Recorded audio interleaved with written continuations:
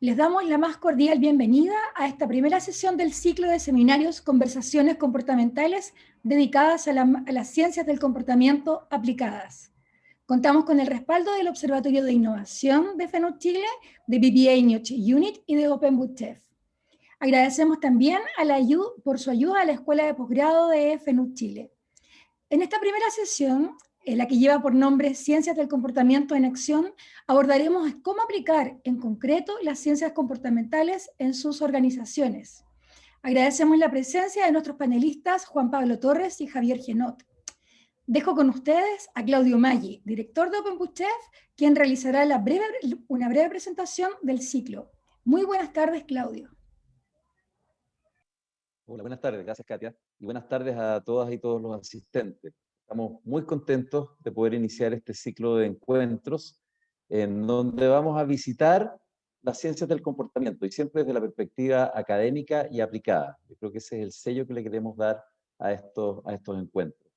Esto además culmina una idea que surge de esta alianza que es bastante inusual, pero yo creo que nos muestra un camino para hacer cosas a futuro también entre la FEN, entre la Facultad de Ciencias Físicas y Matemáticas, que yo represento a través de OpenBootChef, y también con el sector privado, empresarial, que en este caso es BBA Natch Unit.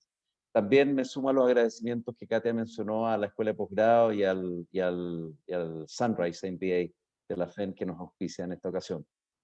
Bueno, voy a ser bien breve. Básicamente, yo creo que para muchos, quienes estamos más cerca o menos cerca de las ciencias del comportamiento, resulta muy atractivo conocer más acerca de esta disciplina, que surge hace algunas décadas más bien desde la psicología e irrumpe de una manera tímida, de una manera más bien periférica en sus inicios, en disciplinas como la economía y la sociología, pero que ha ido ganando espacio principalmente durante el presente siglo, con el reconocimiento a trabajos de investigación de investigadores tan relevantes como Kahneman y Tversky, en su momento bastante disruptivos para el mainstream del pensamiento económico, para llegar a Richard Thaler en estos días, ¿no es cierto?, quien ha hecho avances y aportes sumamente significativos a la economía del comportamiento, obteniendo incluso el Nobel de Economía el año 2017. Y a ellos hay que agregar una serie de autores que son verdaderos referentes en las principales universidades a nivel global, que están aportando desde la academia las ciencias en relación a la ciencia del comportamiento, pero también en relación a sus múltiples ámbitos de aplicación. Eso es lo que vamos a ver en este ciclo, en esta primera sesión, y en las siguientes veremos cómo las ciencias del comportamiento han desafiado premisas que parecían intocables, como a nivel de la ciencia económica, como por ejemplo la racionalidad de las decisiones de las personas, la racionalidad de las decisiones del consumidor, revelando sesgos comportamentales que nos condicionan y que nos condicionan a todos en nuestros distintos roles, como ciudadanos, como miembros de una organización, como consumidores de bienes y servicios. Vamos a ver siempre desde estas perspectivas de la investigación académica, por una parte, y ámbitos de aplicación, cómo este enfoque del comportamiento y sus recursos más conocidos, como por ejemplo la medición, caracterización de sesgos, o la intervención experimental, donde por ejemplo se utiliza mucho el concepto de nudge o empujoncito, ha influido en innovaciones muy relevantes para el desarrollo de las organizaciones, para el desarrollo de una nueva generación de políticas públicas en el mundo de las finanzas, entre otros múltiples campos. Por lo tanto, no me queda más que agradecer a todos quienes nos acompañan en esta primera sesión e invitar a pasar a lo que nos convoca hoy, que es el panel con nuestros expertos. Para ello, te devuelvo la palabra, Katia. Muchas gracias, Claudio, por tus palabras, por la presentación. Sin duda que va a ser un ciclo de seminarios muy interesante para toda nuestra audiencia. En esta primera sesión escucharemos las presentaciones de Juan Pablo Torres, quien es director del Observatorio de Innovación en FENUC Chile, y a Javier Genot, quien es CEO de BBA Unit LATAM. Para comenzar entonces, invito a escuchar la presentación de Javier. Javier, muy bienvenido a esta primera sesión. Bueno, muchas gracias, Cátara. Voy al instante a compartir mi pantalla. Entonces, bueno, como lo han dicho antes, la idea es que efectivamente es de hacer un ciclo ahí donde nos focalizamos sobre ciencia del comportamiento aplicada. Entonces, que el tema, digamos, más importante es cómo empezar a utilizarlo y aplicarlo. Entonces, sin esperar más, voy a explicar brevemente lo que son la ciencia del comportamiento. Básicamente es un conjunto de disciplinas académicas que buscan entender profundamente cómo las personas piensan, opinan y actúan. Detrás de eso también es de prever esos comportamientos, ¿no? Y finalmente para poder influenciar esos comportamientos, o sea, cómo lograr, por ejemplo, cuando se lanza un nuevo producto, que la gente tenga ganas de probarlo y que lo utilice de una forma más habitual, o en un caso de una política pública, cómo hacer de que la gente suscriba a una campaña o a lo que vemos, han habido muchas temáticas asociadas a la crisis sanitaria y al coronavirus, de cómo hacer que la gente utilice medidas de protección o después que tengan ganas de vacunarse, etc.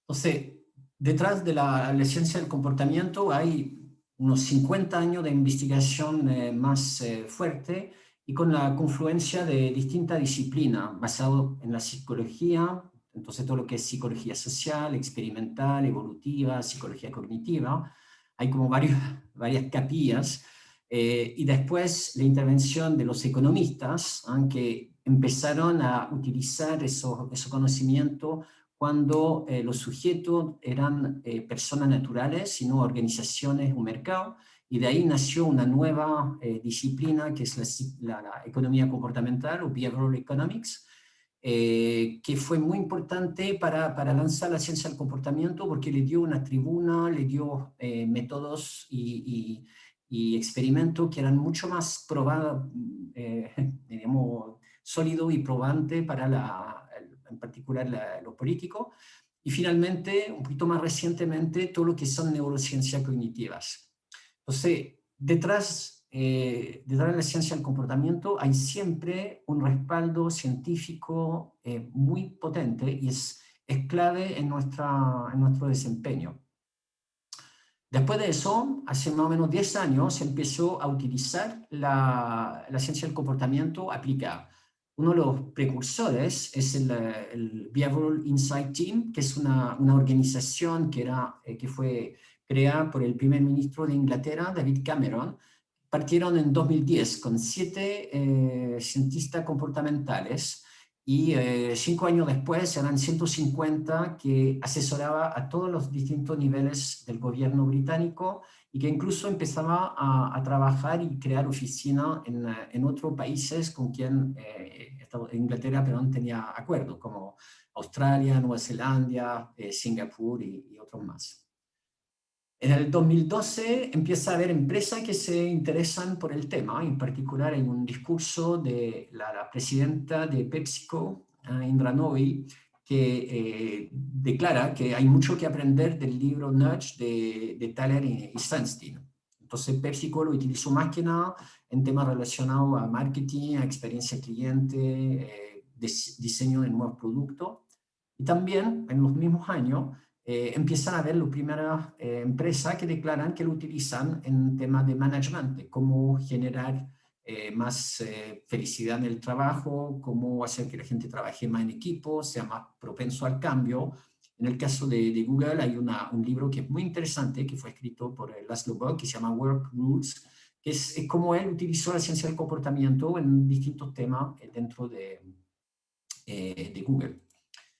Entonces, la ciencia del comportamiento ha ido creciendo muy fuertemente, ¿eh? O sea, como ven, en 10 años pasamos de casi nada a una tormenta, como dice Francesca Gino de Harvard, que es impresionante cómo ha empezado a estar en parte de la agenda.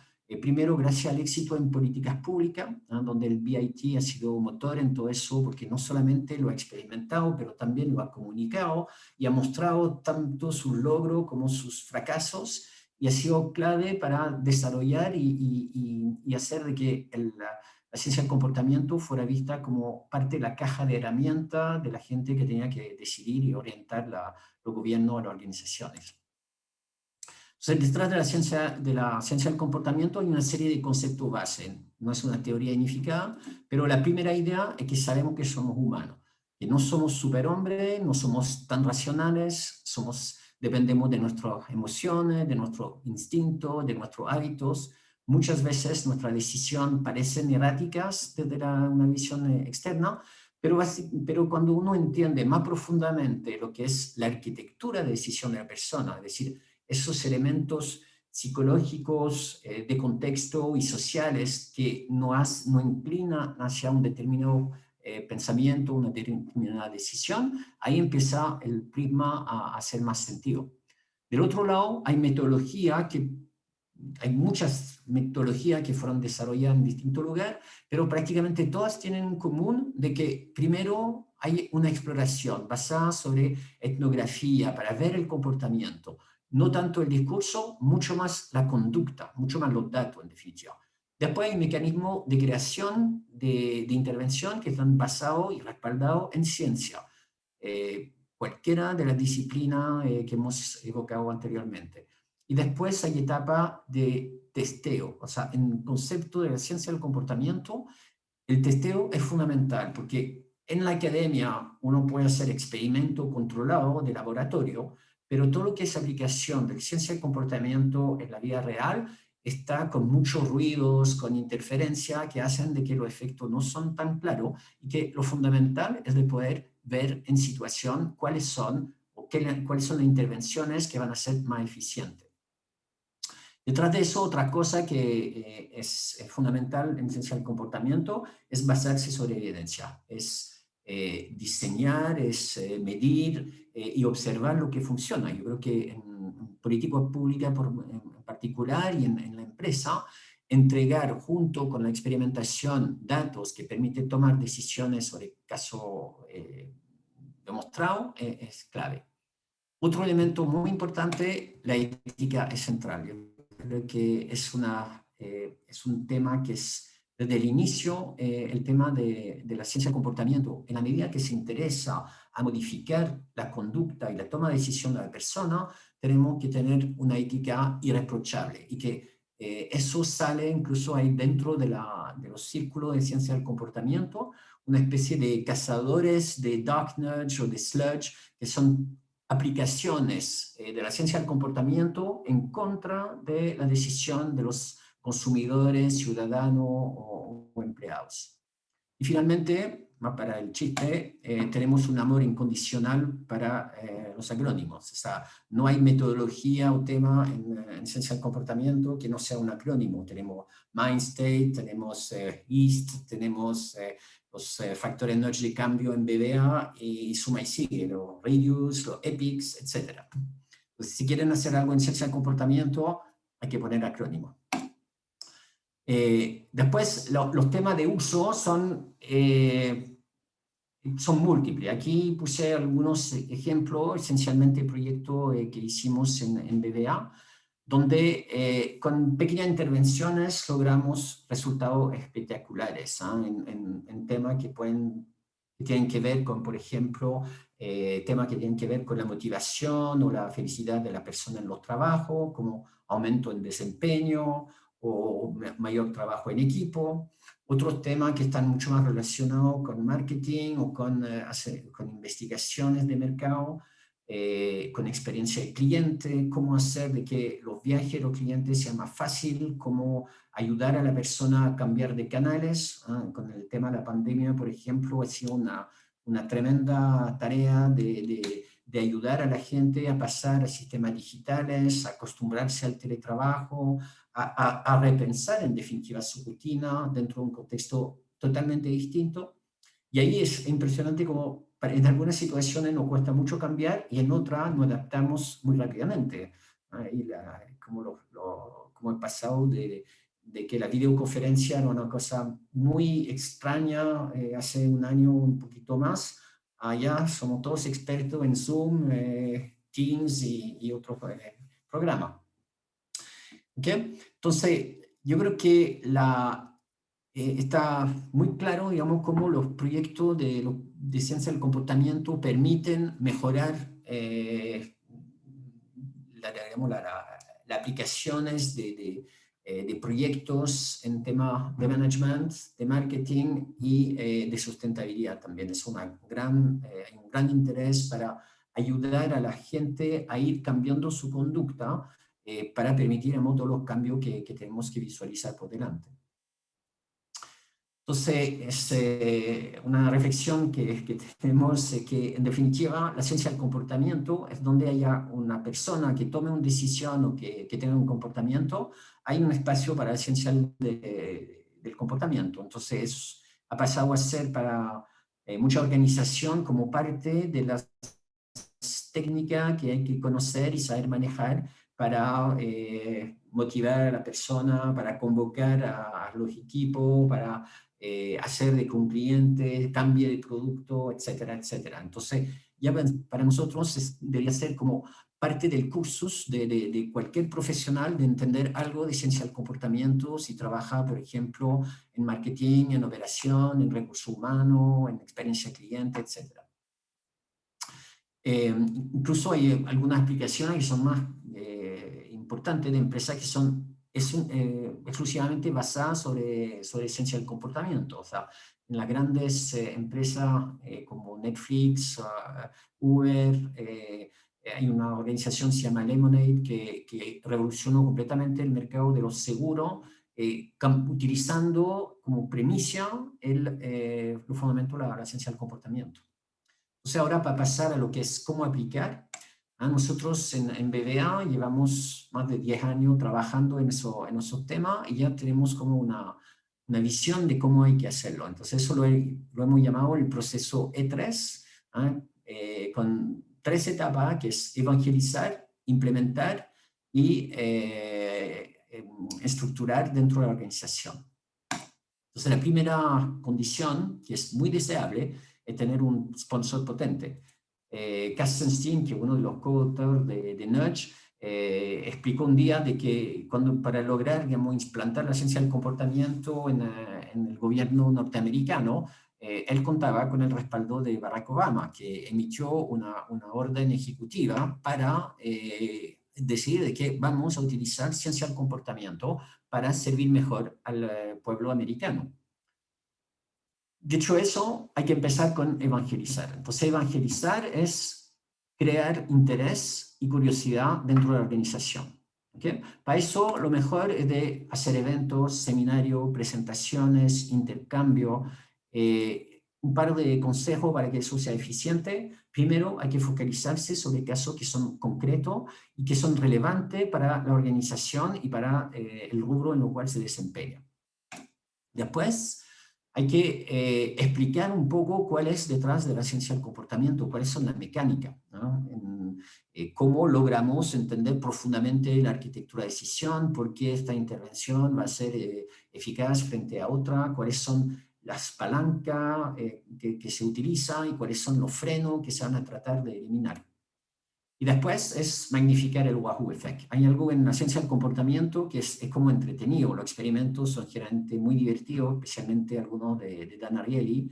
Entonces, es como bastante fácil de hacer entender a las personas de qué se trata con cosas que son concretas, atractivas y que llaman la atención. Entonces, todos esos seminarios tienen que ser entretenidos. Hay, por ejemplo, experimentos muy sencillos que se pueden hacer al principio y que permiten suscitar, digamos, esa curiosidad que es necesario en esa primera etapa. La segunda etapa, clave, hay que experimentar. Muchas veces la ciencia del comportamiento sugieren soluciones que son totalmente contraintuitivas respecto a lo que es el pensamiento habitual, que es basado sobre una visión de un ser humano racional y que solamente si tiene la información va a comportarse bien, cosa que sabemos que no funciona así. Entonces, el primero es validar el potencial de la ciencia del comportamiento con experimentos, con cosas hechas en la organización que muestra el valor, ¿no? Y los resultados concretos. Entonces, hay que partir primero con un proyecto piloto muy acotado antes de desarrollar una serie de intervenciones más estratégicas y amplias.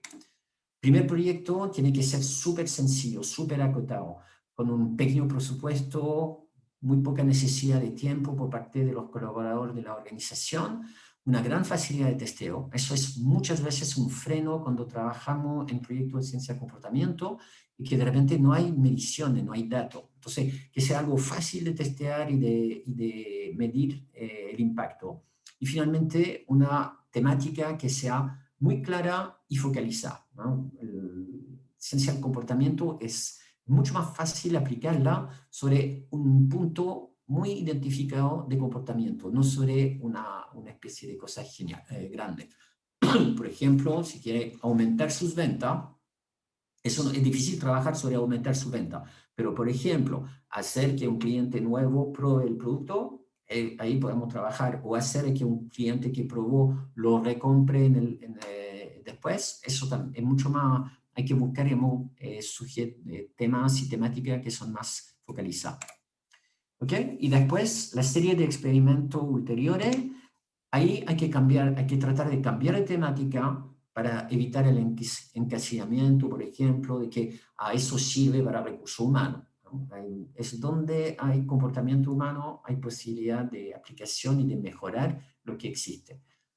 También aprovechar esos cambios de temática para involucrar nuevos participantes, otros sectores de la organización. Y también elegir temas que sean estratégicos para la organización para captar la atención del management superior.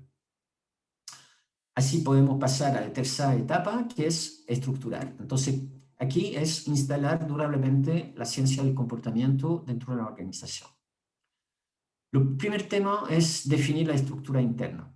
Básicamente, ¿no? Bueno, hay un cargo que está apareciendo de forma cada vez más habitual, que es el CBO, el Chief Behavioral Officer. En el último año muchas empresas empezaron a buscar esos personajes.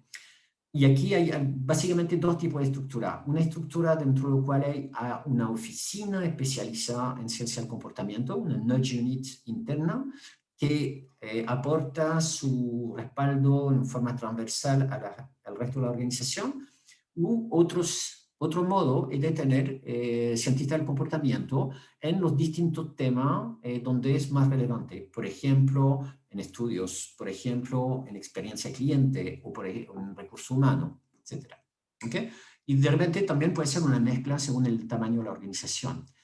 Lo que es importante es que hay que buscar la forma en que la ciencia del comportamiento es lo más cercano de la utilización posible y que irradie las prácticas en los conocimientos para pasar a la última etapa, que es infundir en forma profunda y amplia y sistemática el uso de la ciencia del comportamiento.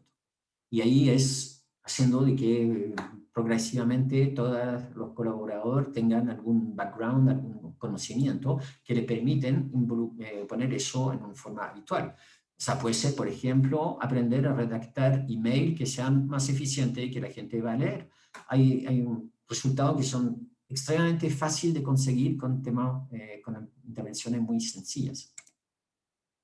Entonces, el ofrecimiento de seguir esa conversación, ¿no? Todo lo que está dentro de este programa, ese ciclo de conversaciones comportamental, es para ver de que detrás de eso hay todo un mundo que se puede abrir, ¿no? Y que vamos a ir recorriéndolo en las próximas sesiones. La ciencia del comportamiento han demostrado en el hecho que está utilizado de una forma cada vez más habitual en grandes organizaciones y en políticas públicas, que es realmente un aporte para la gestión y para los resultados finales de las organizaciones. Y también es un aporte porque aporta toda esa visión humana que permite de que los colaboradores estén más felices, más comprometidos, que los clientes, que se puedan tejer, digamos, relaciones mucho más duraderas y resilientes con los distintos públicos objetivos de la organización. Y que, bueno, yo soy un apasionado total, así que no puedo seguir hablando bien del tema. Así que muchas gracias y dejo la palabra de nuevo a Katia. Muchas gracias, Javier, por tu presentación. Sin duda que has generado muchísimas preguntas por parte de la audiencia. Les recuerdo que pueden dejar sus preguntas en el chat acá en Zoom y las preguntas serán revisadas luego de que tengamos un ciclo de preguntas con nuestros panelistas hacia el final de la presentación. Voy a dejar con ustedes ahora a Juan Pablo para escuchar este paso que va desde la práctica que nos entregó Javier hacia cómo se realiza investigación, cómo es la teoría, cómo se aborda desde la academia esta área de las ciencias del comportamiento. Juan Pablo, te dejo a ti la palabra.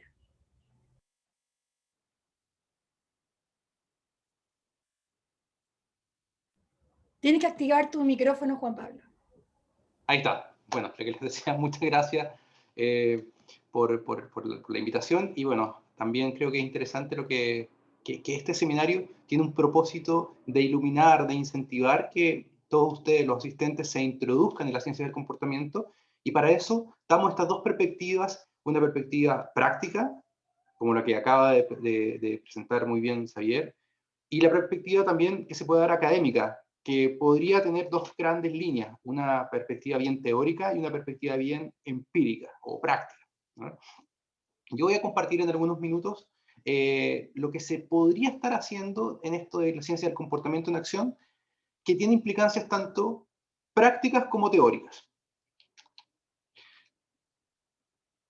Específicamente les voy a hablar de un análisis de un proyecto que yo tengo en un Fondesit, donde estoy tratando de entender un tipo de problemática específica en la toma de decisiones que se llama, o que se ha asumido como la misperception del feedback. Una mala percepción o una percepción errónea de los estímulos que les permiten a las personas tomar decisiones. Probablemente todos conocen al primer ministro británico, que ahí está en un pub inglés. Tradicionalmente me encantaba, mientras estudié el doctorado en Inglaterra, pasaba bastantes días reflexionando sobre mi tesis en un bar como este. Pero lo que les quiero presentar no es solamente eso, sino que es más bien cómo este primer ministro llegó a ser primer ministro. Una de las cosas que partió específicamente en medios era su forma de expresarse. Una forma de expresarse que a muchos lo atraía y a otros no tanto. Pero una de las cosas que me llamó la atención cuando empecé a escucharlo fue cómo se refería a esta, o cómo él percibía el salirse de Europa, de la Unión Europea. Y acá una frase para ejemplificar todo lo que fueron las enormes campañas, que incluso algunas veces se tiraba como muy de showman. Decía, mira, si dejamos, en este caso, la Unión Europea, y tomamos de vuelta el control, aparecerán un montón de oportunidades, incluyendo nuevos acuerdos de comercio en el mundo, restaurando el sitial o el sillón de Bretaña en muchos otros cuerpos internacionales, restaurando la salud y nuestra democracia y nuestra creencia sobre la democracia. Cuando uno ve esto, y gran parte de las personas en el Reino Unido y en Europa se estaban preguntando, ¿realmente seremos capaces a través del Brexit de encontrar las salidas a nuestros problemas internos, especialmente de presupuesto? La mayor parte de la evidencia empírica hasta ese momento decía no. Entonces, ¿qué hacía que esta persona tuviera una percepción que llevara a concretar este tipo de frases? Algunos decían de que él estaba llevándose por una línea de pensamiento que iba a traerle votos, y otros que realmente él estaba percibiendo incorrectamente la información de datos que se daban si es que el Reino Unido se salía de la Unión Europea. El tiempo da un poco la reflexión. Hoy en día están sorteando muchos más problemas o grandes problemas al salirse de la Unión Europea. Si bien están tratando de restaurar los acuerdos, ha sido un proceso extremadamente largo, más largo de lo que ellos estaban. Pero no les vengo a hablar de política, sino que de ciencia del comportamiento en acción. Les puse esa motivación porque muchos de los líderes en las empresas y en los países a veces dan declaraciones que a uno desde la perspectiva de las personas dicen, ¿qué está pensando esa persona o qué está percibiendo conceptualmente? ¿Qué tipo de información está analizando para poder dar esas frases en los medios, que a veces a uno le espantan? Entonces, cuando uno quiere entender qué son las ciencias del comportamiento en acción, Tenemos la perspectiva de experimentos que hacen las empresas, que es de prueba y error rápidamente. Y también tenemos la línea teórica, que a veces es un poco más lento. De hecho, en la mayor parte de los casos es más lento, porque demanda no solamente un conocimiento de los experimentos que se pueden hacer, sino que también un conocimiento teórico nuevo. Yo soy profesor asociado de la FEM, y no solamente tengo que estar con aspectos administrativos como ser director del MBA y de otros programas, sino que adicionalmente tengo que hacer investigación. Y cuando tengo que hacer investigación, me tengo que poner desde la perspectiva de qué dice la teoría. Y desde ahí uno empieza a entender que la ciencia del comportamiento en acción, desde el punto de vista académico, nos representan grandes oportunidades para hacer estudios, primero, en experimentos de laboratorio. ¿Qué son los experimentos de laboratorio? Yo controlo casi todas las variables, incluso la temperatura y la luminosidad, para entender el comportamiento y las consecuencias en algunos de los datos fisiológicos que a lo mejor pueden salir de las personas. En estudios de campo, que es un segundo tipo de estudio, uno puede abordar un tipo de experimento que se puede dar, por ejemplo, en una población, o los experimentos que mencionaba Xavier, sobre cómo los gobiernos a veces implementan ciertas políticas públicas previamente testeadas a través de esta visión de comportamiento. ¿Ya? Pero también tenemos estudios con información secundaria a través de encuestas que se hacen, que uno puede entender un poco de percepción, también entender el comportamiento de las personas.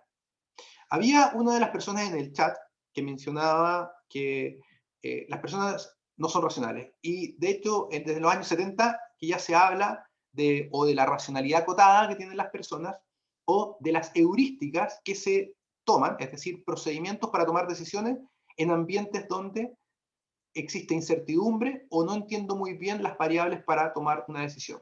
Entonces creo procedimientos, creo atajos, que a lo mejor no son conceptualmente, como entendemos el paradigma de optimización, el óptimo, pero son buenas soluciones para actuar de forma rápida a un evento inesperado. También finalmente están los estudios teóricos, donde yo teorizo un tipo de comportamiento y creo modelos teóricos que tratan de explicar por qué las personas se comportan de una forma u otra. Pero al mismo tiempo, no solamente tenemos los tipos de estudios, sino que también tenemos extremadamente diferentes fenómenos que podemos estudiar sobre comportamiento. Desde problemas en nuestras percepciones visuales, problemas en los sesgos, en las limitaciones cognitivas persistentes en mi toma de decisión, problemas en mis procedimientos para tomar decisiones o heurísticas, problemas en general de cómo yo tomo decisiones. Y en esto podemos ir a embarcarnos en áreas como neurociencias cognitivas, psicología cognitiva, y no solamente desde la economía conductual y hoy en día las finanzas conductuales. ¿Por qué les digo esto? Porque hoy en día en el área, por ejemplo en el área de estrategia del comportamiento, se entiende muy poco cómo los gerentes establecen sus estrategias y las implementan, y cómo toman conductas y comportamientos durante esa toma de decisión, para alinear lo que uno enseña en los cursos de MBA, los objetivos de largo plazo, con las acciones que vamos a estar implementando durante 3 a 5 años en una empresa.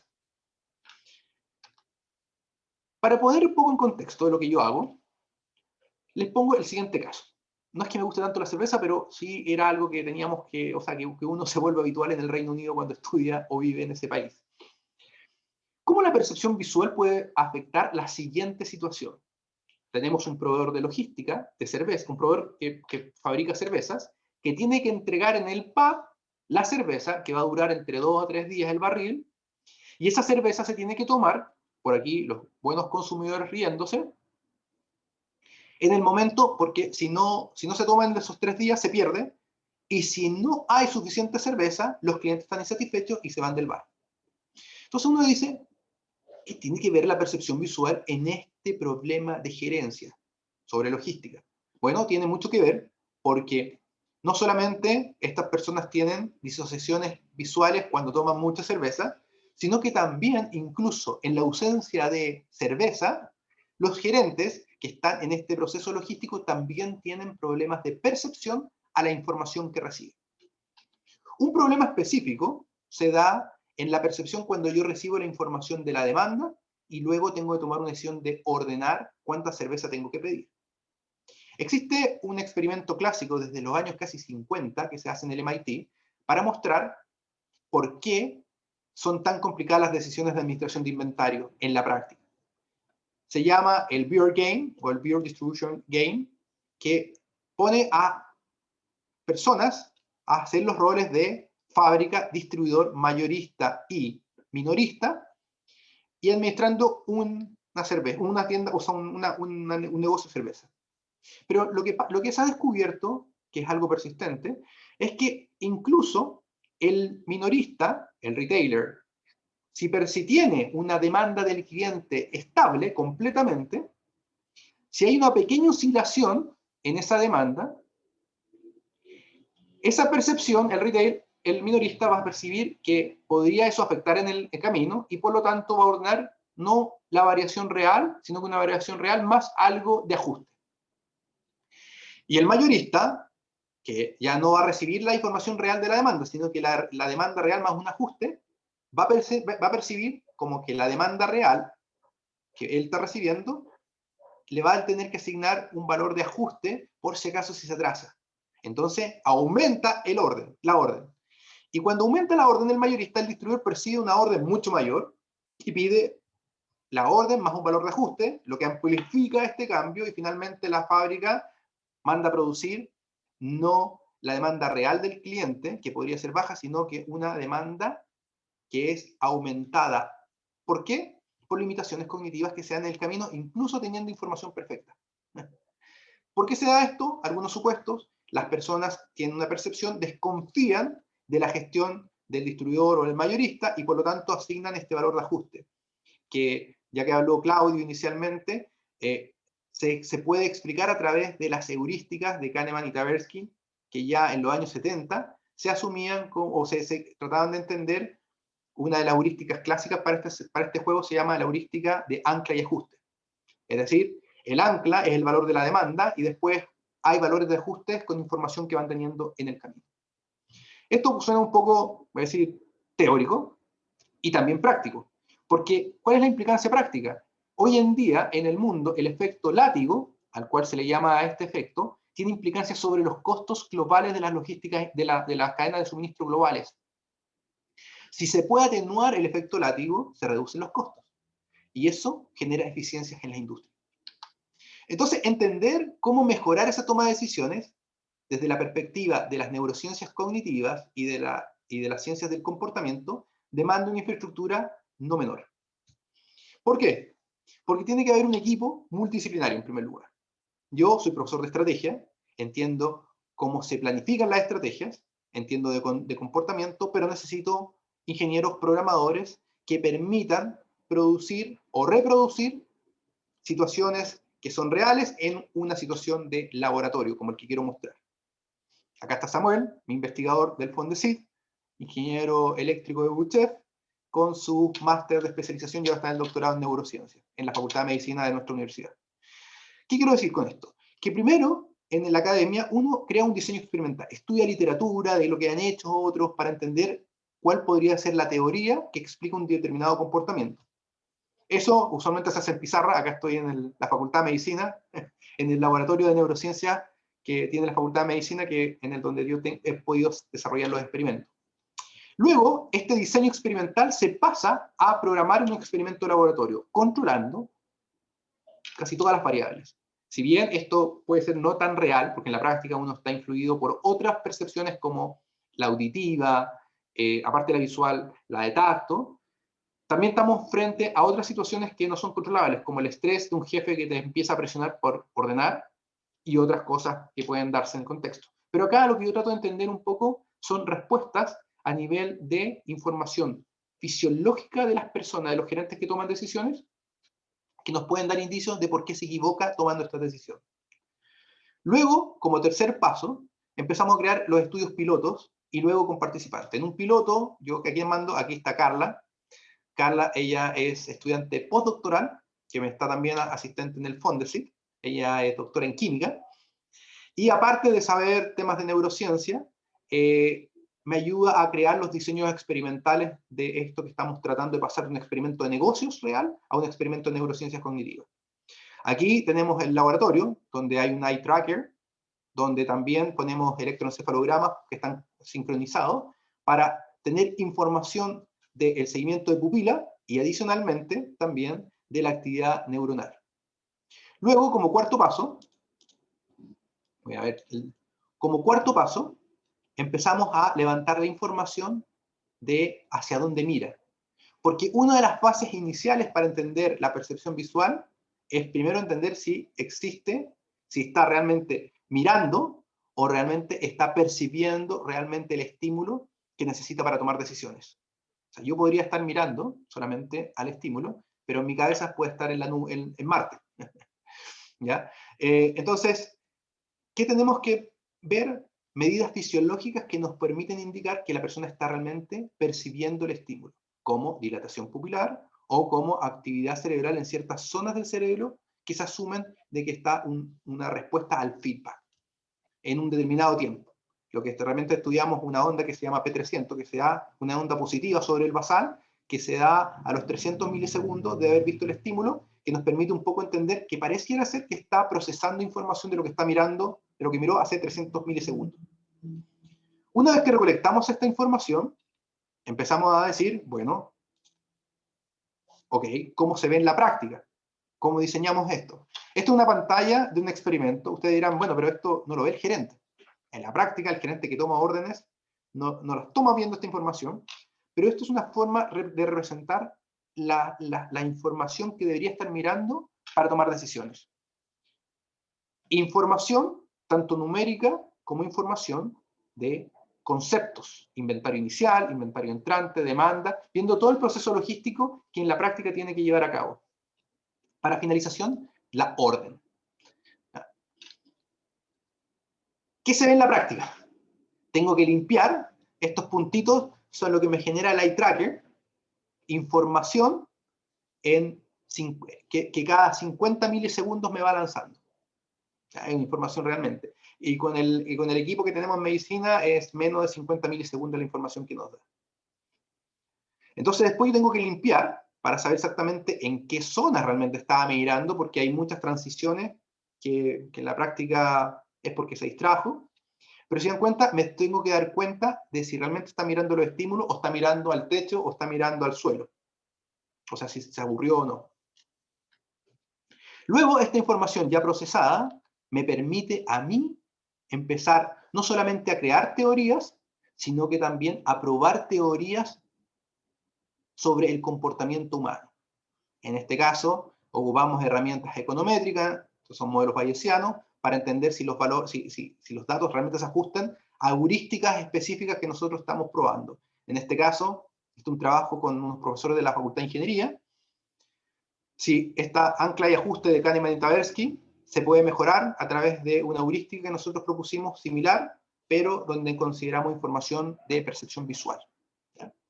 Entonces, ¿por qué les muestro esto? Porque en la práctica la academia necesita modelos robustos que son validados por la ciencia para después probar una determinada teoría o una determinada hipótesis dentro de una teoría. Y con esto termino, ya que me queda un minuto. Cuando uno trata de probar teorías, no solamente es por probar teorías para explicar un caso generalizado, sino que también, a través de este tipo de análisis, potencialmente podemos crear mecanismos para entrenar a las personas. Y cuando hablo de entrenamiento, es a las limitaciones cognitivas en tu toma de decisión, potencialmente, si entendemos claramente cómo se comportan los sujetos similares a ti, podríamos entrenarte. No solamente para reaccionar más rápido, sino para ver los estímulos relevantes en situaciones conflictivas. Y ustedes miran, ¿cómo se hace este entrenamiento? Hay muchas formas. Lo que más se ha visto son, una de las áreas que se ha desarrollado bastante en el último tiempo es entrenamiento visual, con estímulos visuales, que llaman neuroentrenamiento a veces. Pero también está los entrenamientos que uno podría decir como químicos o eléctricos, que eso hoy en día todavía está en una delgada línea, pero no sabemos en el futuro si esas líneas, por ejemplo, con dispositivos que dan golpe eléctrico específicamente de atención, podrían ustedes mejorar su desempeño.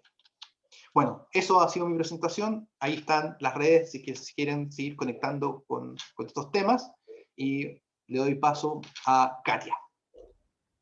Juan Pablo, muchas gracias por tu presentación, sin duda muy interesante. Aparecieron bastantes preguntas en el chat, ya vamos a ir a ellas, pero quisiera, antes de iniciar una ronda de preguntas con los dos, hacerte una pregunta, Juan Pablo, porque tú referiste el comentario que hizo Sebastián Villalobos en torno a la parte emocional de la experimentación o de la toma de decisiones. ¿Cómo tú decides si es que, o qué factores ambientales vas a poner en cada uno de tus experimentos? Es una súper buena pregunta. ¿Cómo armas un escenario neutral de que puedan influir este ambiente en las emociones de tu tomadora de decisiones en el experimento? No, es muy buena pregunta. Uno lo que tiene que controlar es al máximo todas las variables, de manera de que si yo estoy probando un tratamiento específico, existe un efecto que podemos llamar de causalidad en el experimento solamente por la perilla que estoy moviendo. El problema es que es muy difícil aislar tanto los sentimientos humanos como la atención visual del humano. O sea, basta que yo haga un clic y yo, que soy muy distraído, podría mirar para el lado. Lo que yo empiezo a recibir en este tipo de infraestructura es información que va desde donde estoy mirando, pero también cuando uno mueve la cara, cualquier movimiento, incluso cualquier movimiento del cuerpo, en el electroencefalograma se altera. Entonces después tengo que analizar, limpiar los datos, puedo ver lo que llaman sacadas, puedo ver si mira hacia la derecha, hacia la izquierda, puedo ver si mira hacia arriba, puedo ver si pierde atención, pero es muy difícil realmente aislar a la persona porque la persona es un ente unificado. es una persona que tiene sentimientos, que puede estar enojado. Entonces tratamos de controlar lo que más podamos, pero en la práctica, ni en un experimento de laboratorio casi 100% controlado, uno puede controlar cosas como los sentimientos u otro tipo de iniciativa. Pero lo que sí puede hacer es dar incentivos. Lo que yo hacía con los alumnos de ingeniería de UTEF, en este experimento particular que estoy mostrando, era, si tenía el percentil 25 de mejor desempeño, les pagábamos una cifra de dinero. Si estaban en el percentil de 25 abajo, una cifra más baja. Para los alumnos que en ese momento teníamos, los valores referenciales eran bastante altos para un buen fin de semana. Obviamente esto fue antes de pandemia, así que durante pandemia no podía tomar ningún dato, pero los incentivaba real a tomar buenas decisiones. Y además seleccioné a alumnos muy buenos, tanto hombres como mujeres. Y ahí después empezamos a ver, y ahí te doy después el paso, Katia, empezaron a aparecer algunos efectos que estamos estudiando de género, que eso es muy interesante, pero todavía no puedo decir porque no lo hemos validado, ¿ya? Sin duda que es un campo sumamente interesante para esta investigación totalmente multidisciplinaria. Muchas gracias, Juan Pablo. Vamos a iniciar una pequeña ronda de preguntas con los panelistas y luego vamos a ir con la gran cantidad de preguntas que ha hecho la audiencia. En primer lugar, la pregunta de rigor, tanto para Juan Pablo como para Javier. ¿Cómo está Chile respecto de otros países en la implementación del enfoque de ciencias del comportamiento en el estudio de la economía y los negocios? No sé cuál de los dos quiere comenzar. Juan Pablo, ¿no? Bueno, bueno de nuevo es algo que como muy emergente, o sea, llevamos recién 10 años en ese tema, entonces Chile está, como el resto de los países de América Latina, partió con un poco de atraso. Yo diría de que lo que partió al principio del año 2010 en Chile partió hace 4 o 5 años, y en particular en algunos temas en políticas públicas, y uno de los panelistas, perdón, de los participantes que menciona lo que ha hecho el CERNA, que efectivamente está bastante admirable, o experiencia en laboratorio de gobierno. Y en organizaciones, yo diría que Chile está en el promedio de la regional. Perfecto. Juan Pablo, ¿tu opinión? Sí, a nivel académico, yo creo que tenemos una brecha grande, ¿ya? Pero tenemos también muy buenas personas.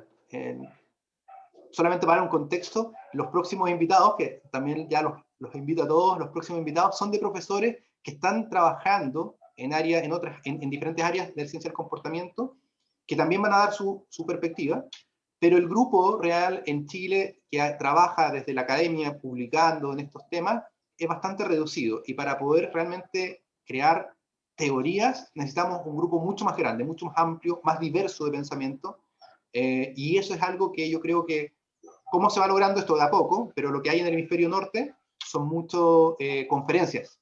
Y a nosotros nos cuesta mucho viajar desde Chile, no sé, a Estados Unidos, al Reino Unido, por los tiempos, y hoy día por pandemia es mucho más difícil.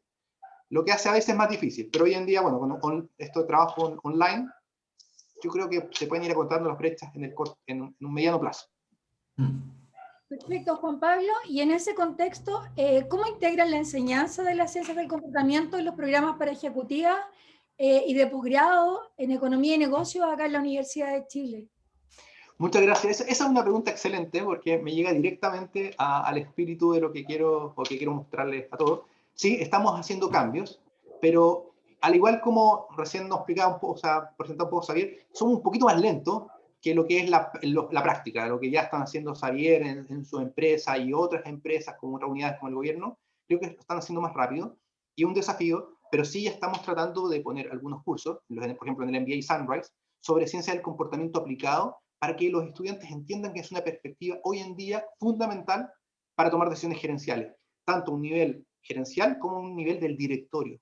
Y eso es otra cosa. Xavier mencionó el tema del Chief Behavioral Officer, que es como el oficial, el gerente de comportamiento.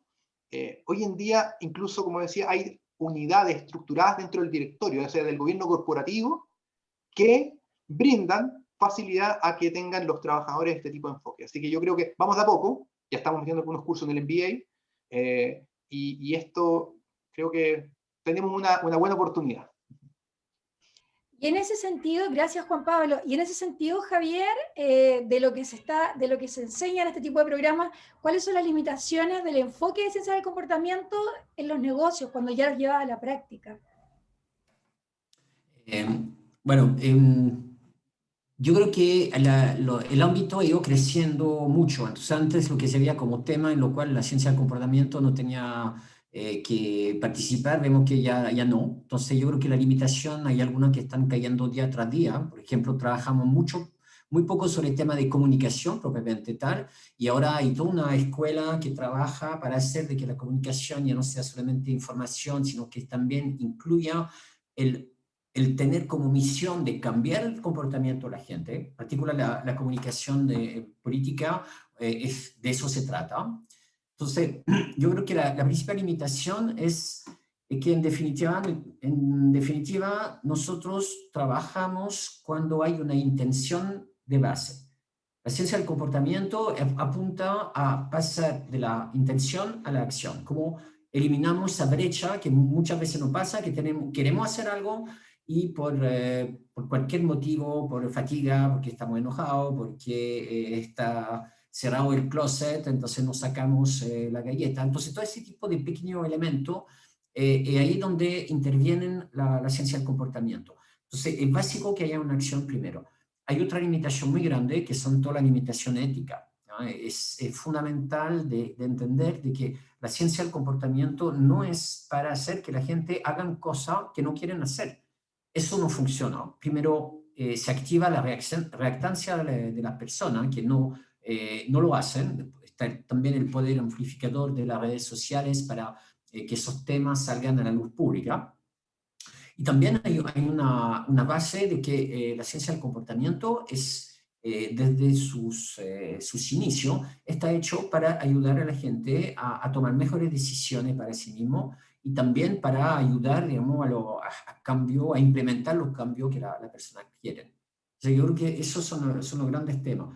Y también el tema que de repente una limitación es que hay algunas personas que de repente ven la ciencia del comportamiento como algo mágico, entonces de repente hay que aterrizar también qué es lo que podemos tratar y qué es lo que no. Así Perfecto, hay Javier. error de concepto, de producto, de estrategia, no se arregla con ciencia del comportamiento.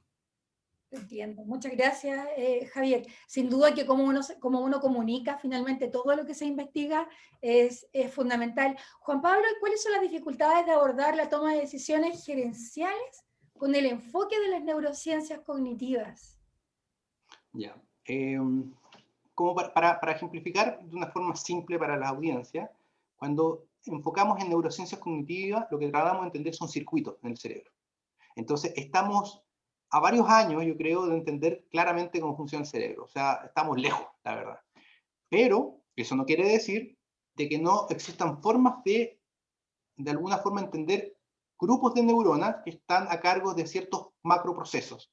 ¿Por qué? Porque lo que pasa en el cerebro, igual es una hipótesis que se discute, si el cerebro funciona por redes neuronales, que es la paradigma actual, o realmente por núcleos de neuronas aislados que tienen procedimientos específicos. Si bien, lo que estoy diciendo, uno dice, no, pero eso está zanjado, hoy en día se está volviendo a pensar de que el cerebro pareciera que no es tanto para cierta, o sea, que funciona no a través tanto de redes neuronales, sino que de grupos de neuronas. Bueno, hay una hipótesis teórica, ¿ya? Entonces, cuando uno dice, ¿cómo esto se pasa a la práctica? Un poco como, ahí uno dice, se me ocurren dos grandes formas. Una, se pueden hacer estudios, como se hace en neurociencia cognitiva tradicional, con personas que tienen, por ejemplo, ciertas limitaciones. Obviamente que hay implicancias éticas de estudiar esto, pero para dar un ejemplo, hay una enfermedad en donde las personas no pueden percibir rostros, ¿ya? Entonces, incluso cuando lo hacen dibujar su propia cara mirando al espejo, no lo pueden hacer. Entonces, ese tipo de limitaciones cognitivas nos puede ayudar a entender en qué parte del cerebro está asociado esa capacidad para percibir rostros. Entonces, ¿cómo se ha levantado? Por este tema de personas que no tienen un daño específicamente en una zona del cerebro, que después hace pensar que esa zona del cerebro está detrás de este comportamiento de reconocer patrones de caras, ¿ya? Pero solamente para dar como conciencia de lo que se hace, es muy difícil esto, es como buscar una aguja en un pajar que se está moviendo. ¿Por qué? Porque el cerebro es muy complejo, funciona, imagínense como, en primer lugar, como si fueran olas. Entonces, cuando yo estoy hablando en este momento, se están generando múltiples olas en mi cerebro, y lo que yo logro percibir son pics de olas, cuando estoy haciendo un estudio de laboratorio, pero para que entiendan esto, es como tratar de explicar un partido de fútbol estando afuera y solamente escuchando los ruidos del público. O sea, no puedo saber si el delantero lleva la pelota, no puedo saber si el defensa está chuteando, solamente escucho cuando hay un gol.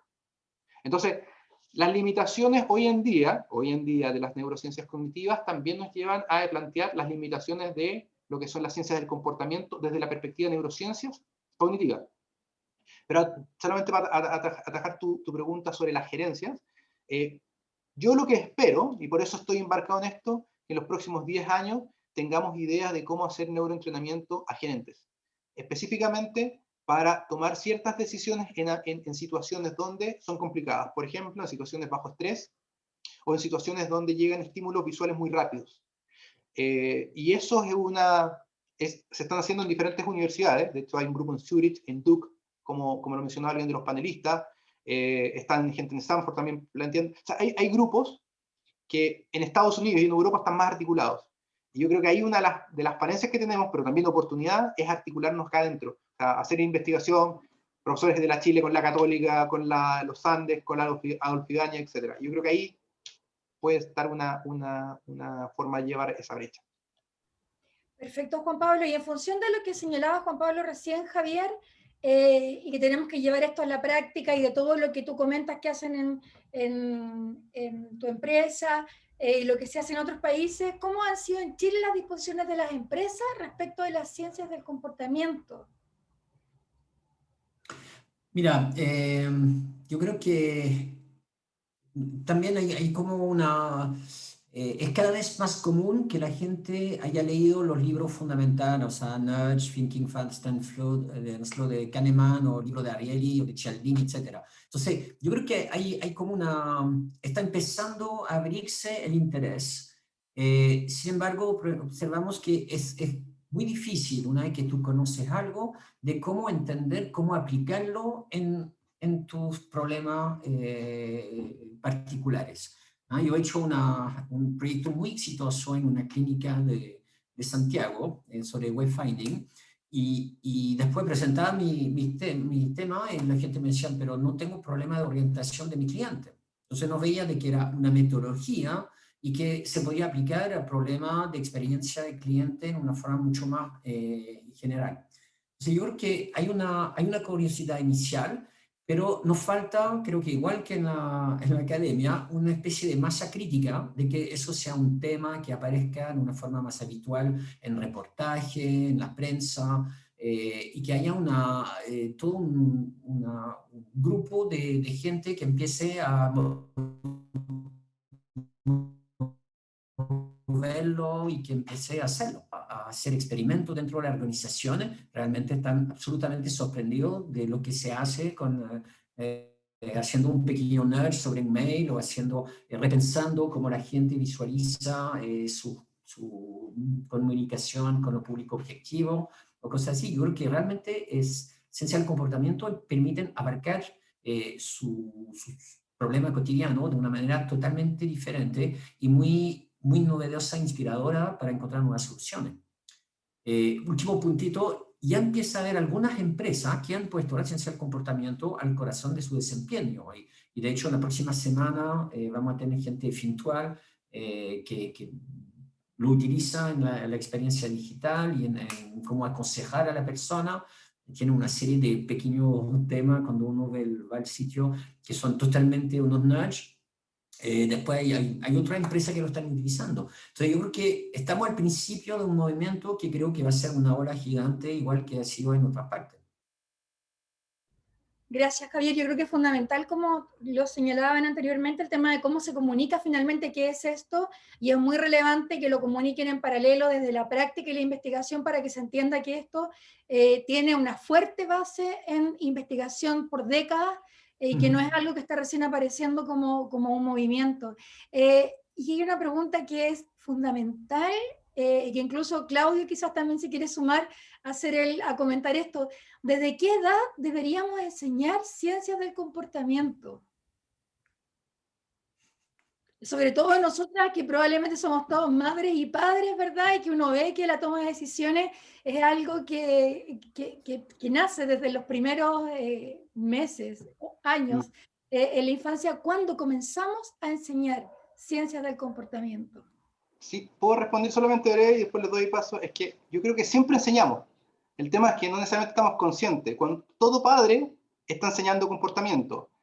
Hijo, siéntate a la mesa. Yo tengo 3 niñas y que me tienen en este momento con papá muy complicado, pero uno está desde que nace dando nudge. Y de hecho el libro, alguien me preguntaba en libros, el libro el Kahneman, Piensa rápido, piensa lento, que es un libro interesante porque un poco habla de heurísticas, y después el libro de nudge de Richard Thaler, como que da esta idea de que en la práctica estamos siempre enseñando comportamiento, pero consciente no necesariamente.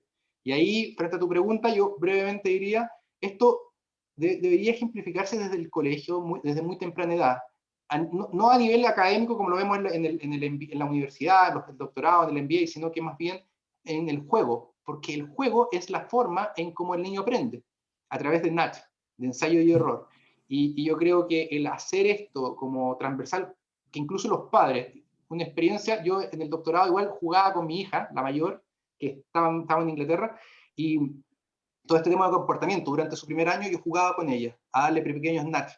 No le hablaba nudge, pero se lo hablaba de otra forma, y es increíble su capacidad hoy en día de negociar, que era lo que yo estaba tratando de incentivar para jugar, que incluso ahora me ha generado complicaciones como padre de una niña adolescente. Entonces, eso es como mi idea. Yo creo que siempre uno está enseñando, nomás que deberíamos fortalecer esto, porque son vínculos importantes para el futuro del país.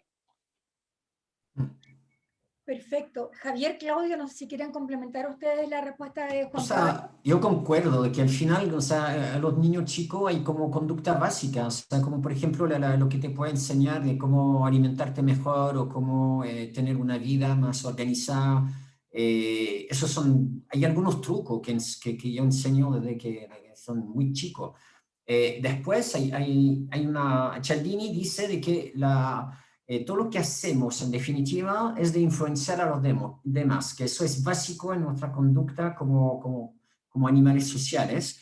Y ahí la ciencia del comportamiento te permite entender mucho mejor cómo hacerte amigo, cómo resistir un rechazo, cómo hacer que la gente te crea y llevar proyectos. Entonces yo creo que es algo que, o sea, en un mundo ideal, yo creo que todo el mundo debería saber. También creo que hay otra parte de saber algo de ciencia del comportamiento y resistir a cuando a ti te tratan de influenciar de una manera que no es tu interés. O sea, en general hay un paper muy famoso firmado por, no sé, 27 o 30 economistas comportamentales que muestra de que a la gente le encanta ser nudgeada siempre que es para hacer cosas que le habría costado hacer de otra manera. Pero el resistir a cuando, por ejemplo, hay una empresa que está tratando de obligarte a adquirir un producto o a meterte en una suscripción que no quieres, yo creo que conocer, identificar la intervención que están utilizando te permite en cierta medida no ser tan, no sé cómo se dice, tan Susceptible. prueba fácil, no voy a decir bobo. Perfecto, gracias Javier. No sé, Claudio, si tú quieres comentar eso. ¿Sí? Solo agregar un punto, porque creo que ha sido bien explicado y bien tomada la pregunta por Juan Pablo y por Xavier. Yo quisiera decir que además de la enseñanza como parte de la vida, ¿no? Hay también una lógica un poquito ya más sistemática de las ciencias del comportamiento que realmente potencia mucho otra área que estamos procurando enseñar más recientemente en un país como Chile, que es las capacidades de innovación o de emprendimiento innovador.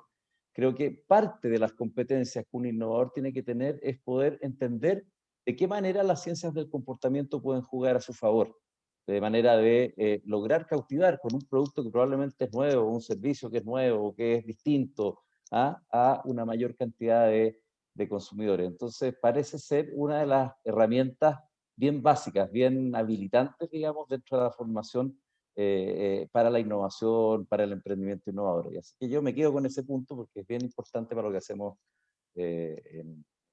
también. Perfecto, Claudio, muchas gracias. Vamos a ir ahora a las preguntas del chat. Intentaremos abordar la mayor cantidad de preguntas. Si es que alguno de los panelistas ya se fijó en alguna que quiere comentar, también lo pueden señalar. Voy a comenzar juntando las dos primeras preguntas que hicieron David, que consulta: ¿el capitalismo de la vigilancia es parte de la ciencia del comportamiento hoy en día? Y nos pregunta Paula si podrían dar un ejemplo de ciencias del comportamiento aplicadas al ámbito de la toma de decisiones financieras, como ahorrar, invertir de manera segura, tener y cumplir presupuestos, etc. No sé quién quisiera abordar esas dos preguntas. Perdón, no estaba escuchando, estaba leyendo el chat. Ah, perfecto. Juan Pablo. Bueno, yo creo que, a ver, abordando un poco las dos preguntas, existen muchas experiencias, especialmente en seguros o en empresas, en finanzas, banca, perdón, que un poco tratan de entender cómo la persona percibe y después se le trata de dar un tipo de comportamiento. Pero yo creo que más que aplicaciones que uno tiene que entender es cuáles las implicancias de estas aplicaciones. Y las implicancias tienen como dos vertientes. Unas positivas, por ejemplo, lo que decía Xavier, el yo incentivar que las personas ahorren. ¿Cómo incentivar que las personas ahorren y no se endeuden? Entonces uno podría hacer diferentes experiencias comportamentales para que las personas cambien no su conducta, su comportamiento en largo plazo. Sería como la vertiente buena o la vertiente éticamente buena. Pero uno también podría incentivar desde el punto de vista a cierto tipo de conductas. Y ahí es donde yo creo que para los próximos 10 o 20 años va a ser relevante normar esto. Rafael Yuste, un profesor que está a cargo de, bueno, está difundiendo lo que son los neuroderechos, un poco lo ha mencionado en varias charlas, que es, ¿qué pasaría si una empresa artificialmente, como lo están haciendo en algunas partes, a través de redes sociales, incentiva un tipo de, no conducta, de comportamiento, ya más de largo plazo, persistentemente por el estímulo que te están dando visualmente? Incluso, él dice que puede ser incluso más radical. Ya en ratones, si tú estimulas eléctricamente una zona del cerebro, empieza a hacer cambios en comportamiento del ratón. ¿Qué implicancias hay? Es que en el futuro uno potencialmente podría estimular a que las personas tengan un cierto tipo de comportamiento a través de la ciencia del comportamiento. Entonces, como que en esto no es que sean buenas o malas las cosas, es cómo las personas utilizan estas técnicas o estos estudios para propósitos que tienen implicancias positivas para una sociedad y implicancias negativas para una sociedad. Y yo creo que ahí más que ejemplo, yo creo que, o sea, ejemplos específicos de finanzas, creo que el estar pensando en cómo nos vamos a normar esto ya es un ejemplo, que es lo que está haciendo un poco en el Senado, se está haciendo o promoviendo los neuroderechos. No sé si Xavier puede tener más ejemplos. Bueno, yo concuerdo en ese sentido de que todo lo que son la ciencia del comportamiento son herramientas, entonces la forma de usar la herramienta depende de cómo se está haciendo. Hay una preocupación muy antigua dentro del tema de justamente hacer una policía de nudge police se llama, hay grupo en Twitter y en otros medios para denunciar en definitiva cuando la ciencia del comportamiento, o sea, cuando hay intervenciones inspiradas por ciencia del comportamiento que van en contra de los derechos de la persona. Y yo creo que es parte, como lo decía, es parte de nosotros darnos cuenta cuando hay un mal uso. O sea, las mismas técnicas de persuasión pueden ser utilizadas para estafar a la persona y para ayudarla a ahorrar y tener una mejor salud financiera. Entonces, realmente también nosotros nos tenemos que hacer cargo de lo que estamos haciendo y de cómo lo estamos haciendo. Sin duda, Javier, eso se enmarca en lo que tú señalaste, que es porque se recomienda finalmente que uno aprenda sobre ciencia del comportamiento para saber cuándo están usando algunas herramientas también con nuestra empresa, con la gerencia o con nosotros en la vida diaria. Pero también sin duda está el punto que comenta Juan Pablo de la necesidad de quizás con algunos grupos más vulnerables regular cómo se manejan estas herramientas cuando se van a aplicar en esos contextos. Voy a continuar con las preguntas y nuevamente voy a unir dos preguntas, una que hace Alex Ortega, que señala cuánto se valora desde la academia, de negocio y la experiencia, el conocimiento de la biología conductual y qué tan cerca estamos de tener quizás biólogos conductuales en equipos que hagan experiencias con clientes u otros o en equipos creativos.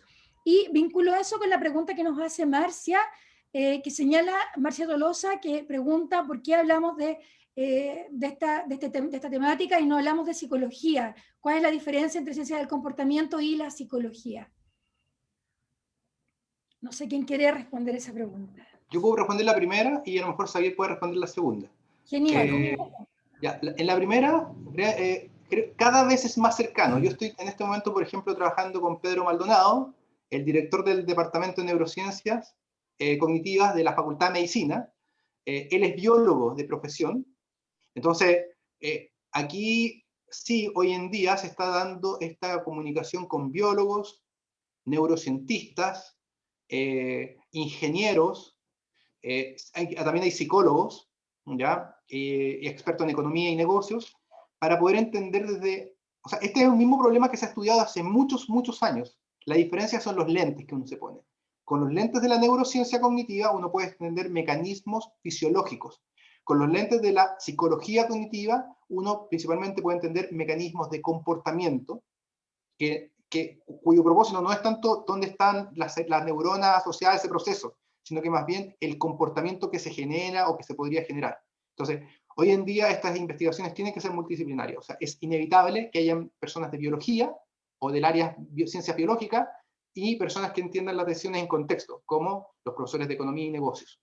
Esa es como mi respuesta. No sé, la segunda, Xavier, si...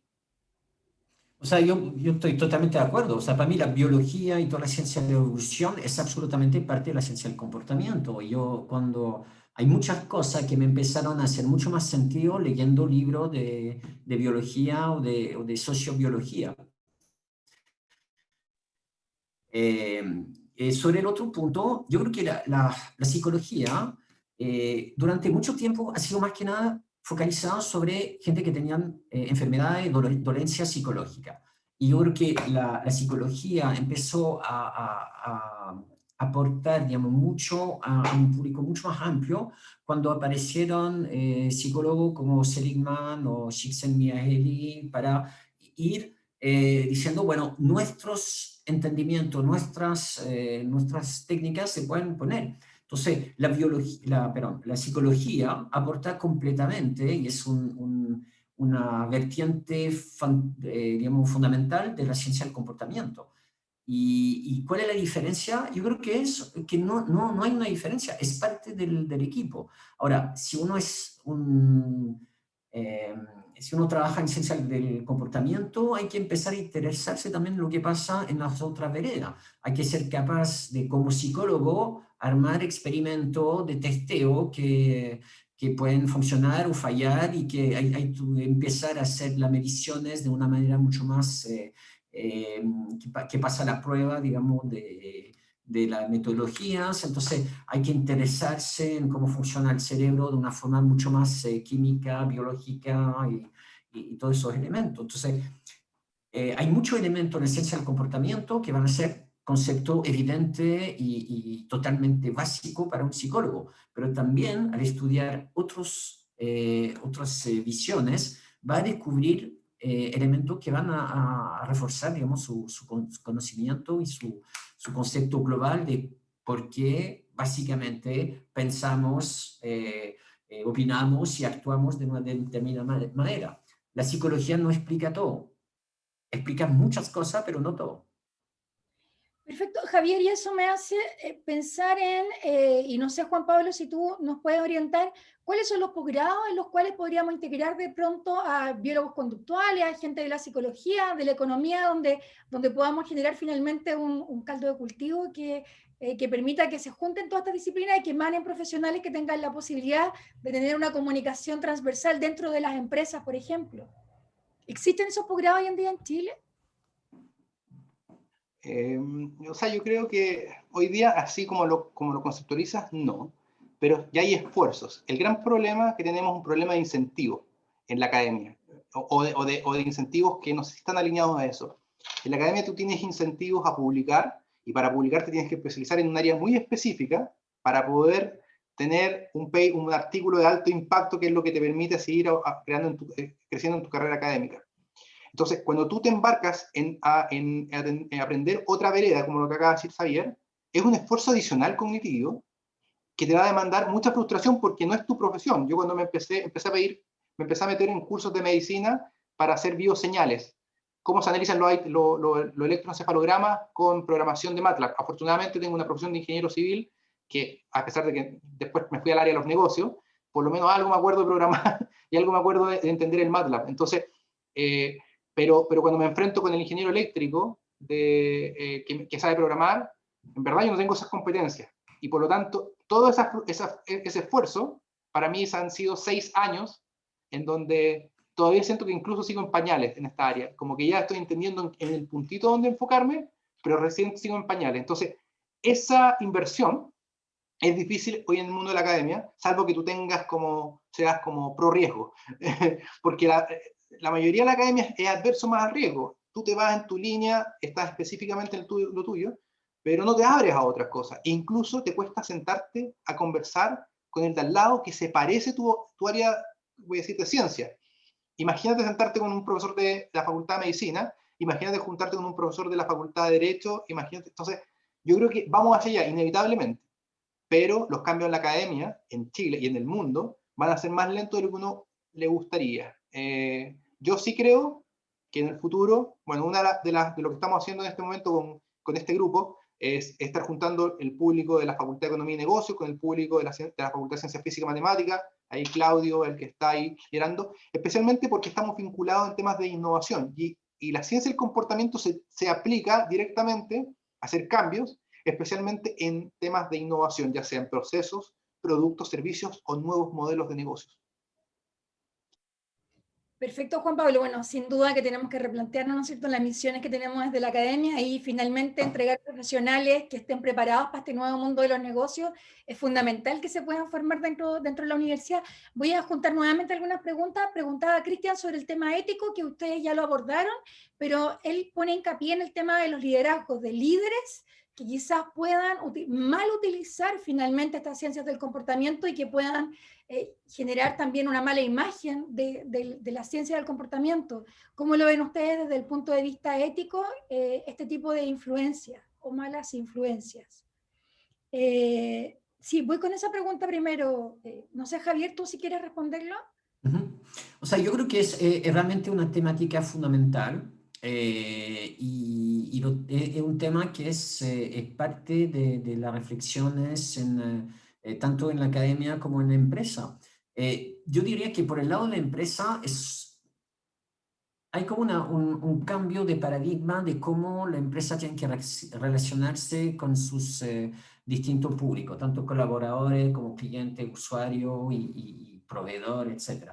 Entonces, yo creo que hay una evolución y hay toda un repensamiento del sistema que hemos desarrollado en los últimos 50 años, basado sobre los temas de sustentabilidad, sobre los temas de que mayor ingreso no está generando mayor felicidad. Entonces hay todo un elemento en que yo creo que actuar de una manera que es mucho más cercana a lo que son las intenciones y la voluntad de la persona es clave para la resiliencia de la organización. Y creo que en eso es la ciencia del comportamiento va junto con lo que son visiones más sociológicas o filosóficas o políticas de cómo tenemos que pensar la salida de la crisis sanitaria con un mundo que sea más humano, en definitiva. Sin duda. Muchas gracias, Javier. Les voy a hacer dos preguntas antes de ir con la siguiente. La primera es, quizás Juan Pablo tú puedes contestar, si se ha logrado identificar desde qué emoción se toma una decisión.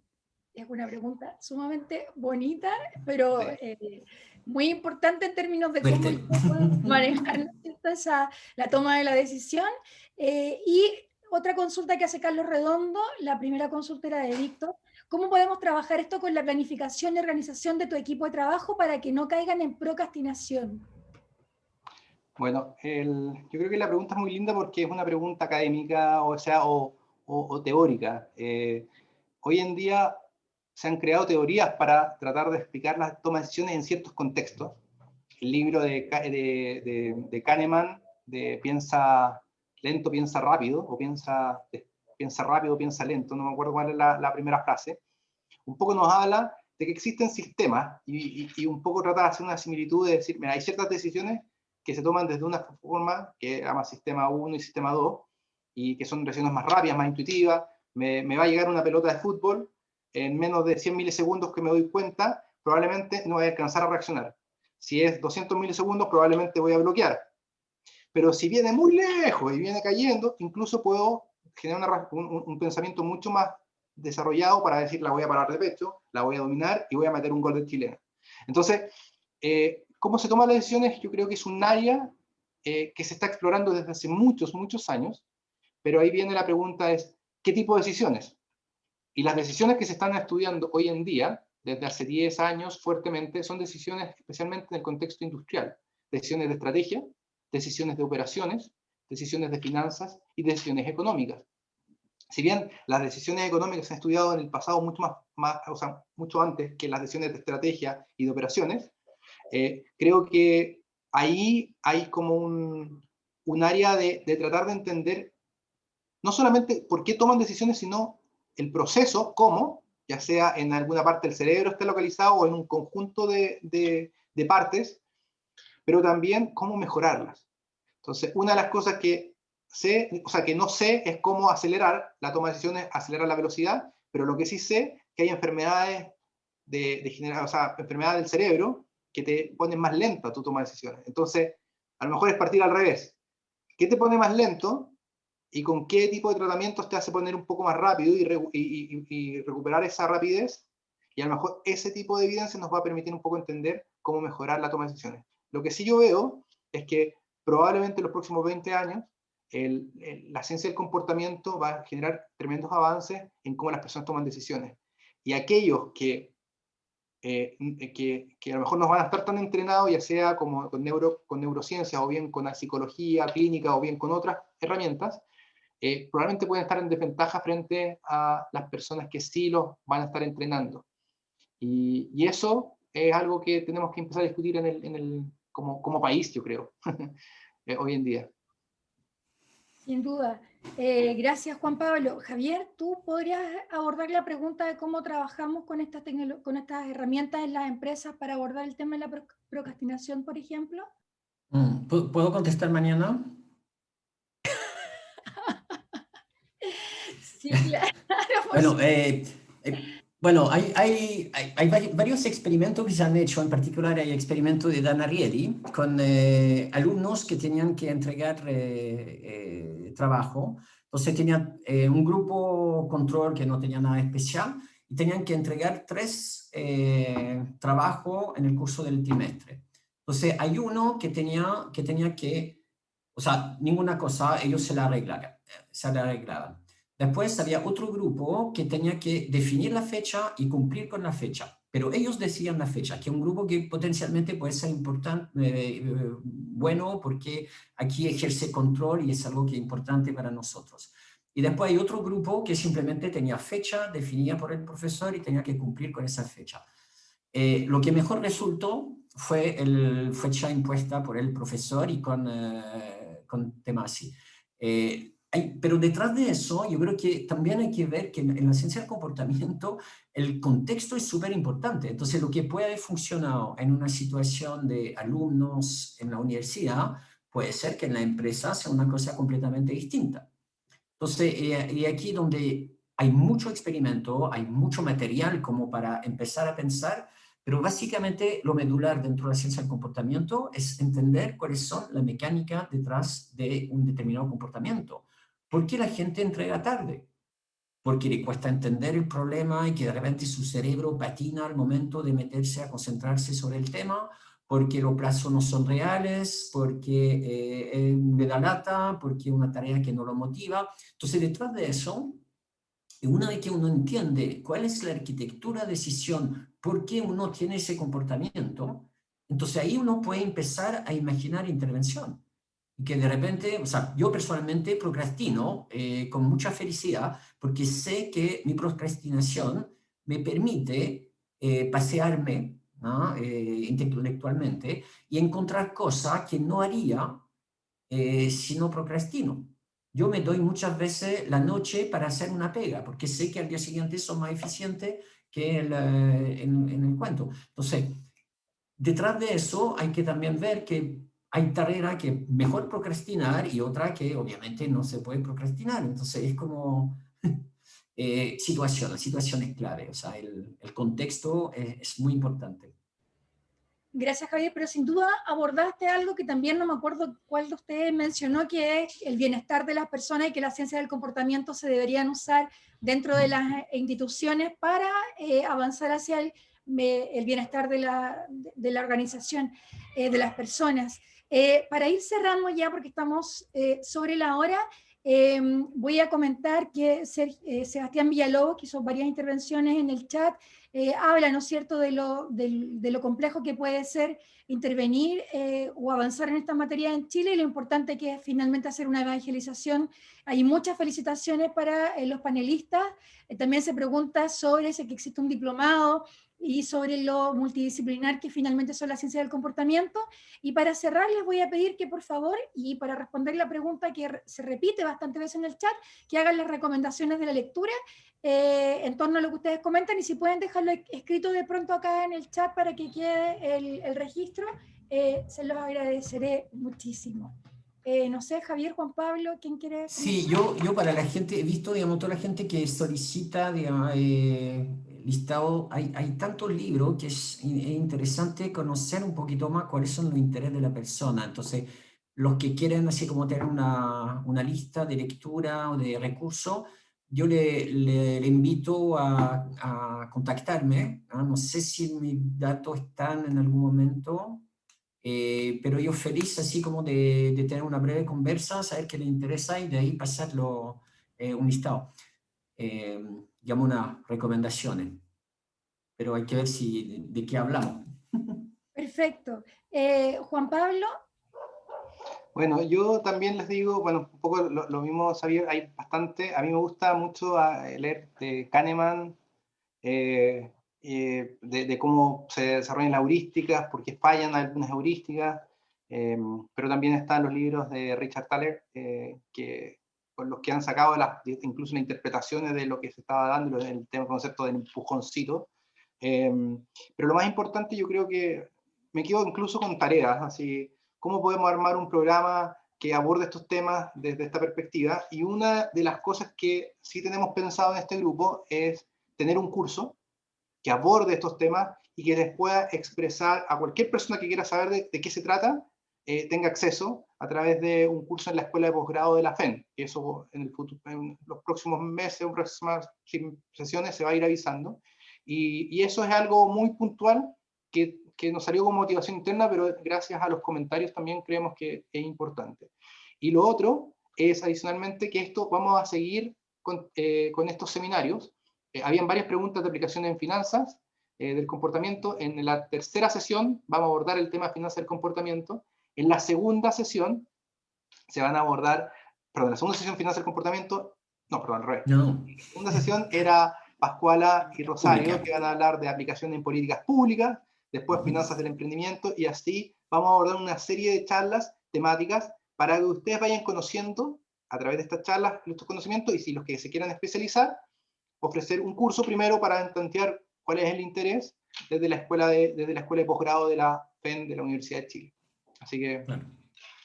También muchas quiero gracias hacer por un eso. llamado de que si dentro de los asistentes hay gente que quiere presentar, digamos, proyectos, aplicaciones, ya sea desde la academia o desde la parte de las aplicaciones, nosotros estamos así como armando la guía de presentación para los próximos meses. Tenemos más o menos 5 sesiones que están cerradas y conversación para la otra, así que es un buen momento para sugerir.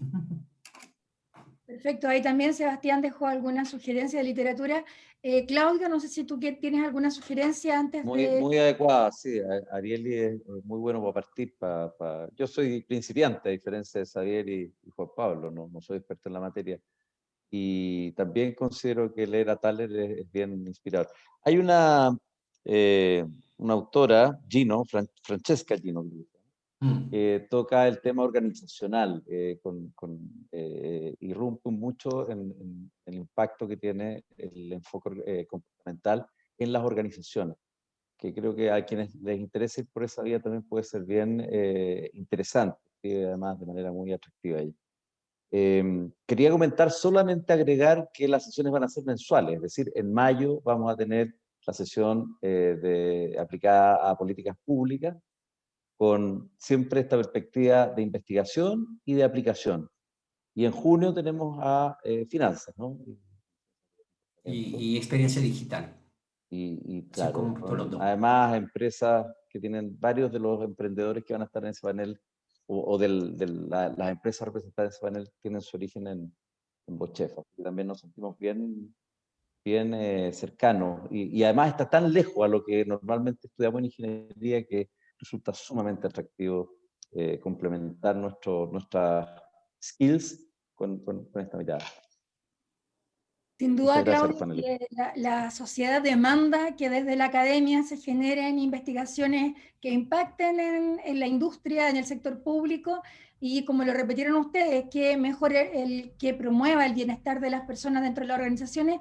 Claudio, piden que por favor si puedes dejar en el chat el nombre, el autor que tú señalaste, y ahí dejan ahí otra pregunta. Siendo ya las 7:33, agradecemos a Juan Pablo y a Javier por sus presentaciones, la excelente conversación que se ha dado durante esta primera sesión. Agradecemos también al Observatorio de Innovación de FENUC Chile, a BBA NutriUnit, a OpenBootchef de la Universidad de Chile y la Escuela de Posgrado como organizadores de este ciclo. Como ya señalaron nuestros panelistas de Claudio, les dejamos cordialmente invitadas e invitados a la siguiente sesión, que se realizará el martes 11 de mayo, que será dedicada a la aplicación de ciencia del comportamiento en políticas públicas, tema muy interesante sin duda.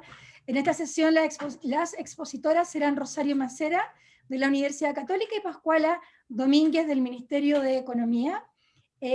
Nada, les agradecemos haber estado conectadas y conectados a esta primera sesión. Muchas gracias por su presencia, por las preguntas, por la participación, los comentarios. Sin duda será un ciclo sumamente interesante donde aprenderemos muchísimo. Adiós Juan Pablo, Javier, Claudio, nos vemos en la próxima sesión. Chao. Un abrazo a todos. Gracias, Katia. Chao. Que esté muy Gracias. bien. Gracias.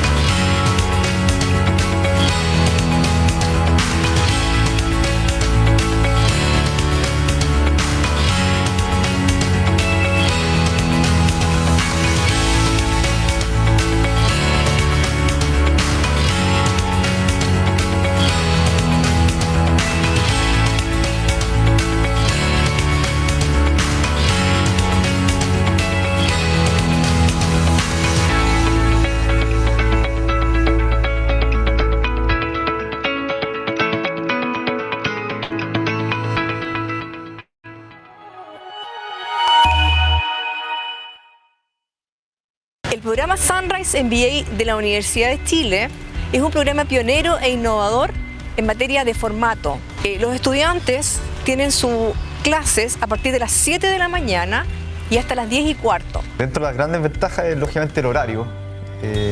Uno que tiene familia, tiene hijos, aprovecha en las tardes estar con la familia y en las mañanas, que los niños están en el colegio, en el jardín, poder estudiar y hacer compatible el estudio con la pega. En definitiva, uno llega descansado, con la mente abierta para poder aprender, para poder estar en clase, estar tomando atención. Aquí en el Sunrise, que es bien interesante y bien motivante.